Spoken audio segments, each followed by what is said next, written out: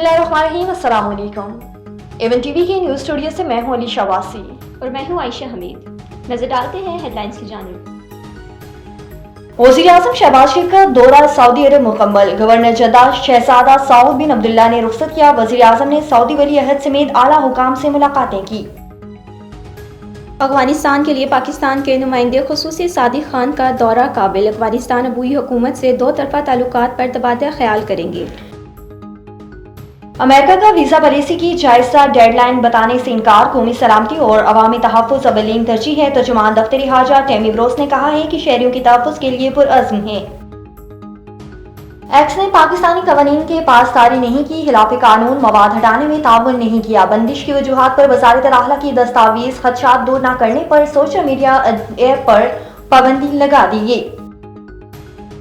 और चीन से इस्लामाबाद के लिए कार्गो परवाजें शुरू। आरोज मची से पहले कार्गो परवाज इस्लामाबाद एयरपोर्ट पहुंच गई। हफ्तावार 2 कार्गो परवाजें चलेंगी। CEO एयरपोर्ट आफ्ताब गिलानी ने कहा कि यूरो ममालिक में फरोग मिलेगा। एवन टीवी के न्यूज़ स्टूडियो से फलवक्ता है। मज़ीद खबरों और अपडेट्स के लिए देखते रहिए एवन टीवी। A1 TV, सब पे नजर, अंदर की खबर।